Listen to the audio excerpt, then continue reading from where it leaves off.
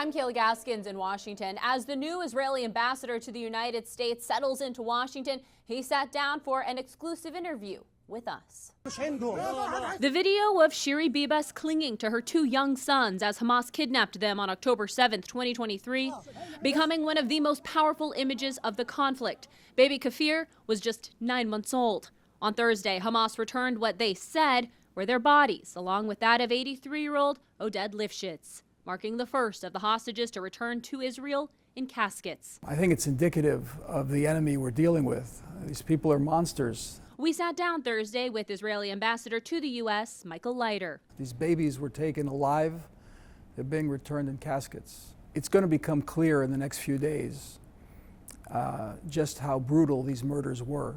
Hamas claims the Bibases were killed in an Israeli airstrike, but offered no evidence this was the case. Vice President J.D. Vance reaffirming the U.S.'s commitment to bringing the remaining hostages home. President Trump loves you.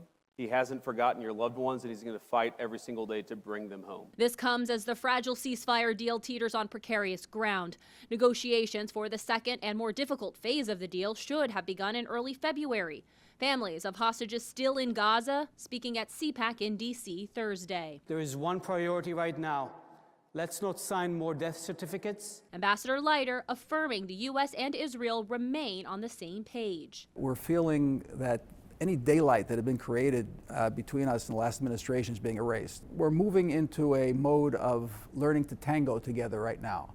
Not yet lockstep, but very close tango. Leiter, like many Israelis, feels the pain of this war personally. His eldest son died fighting in Gaza. My son was the company commander of the lead company going into Gaza. And I see that as the microcosm of Israel being the lead company leading civilization against barbarism. 6 more live hostages are expected to be released by Hamas this Saturday. In Washington, I'm Kayla Gaskins.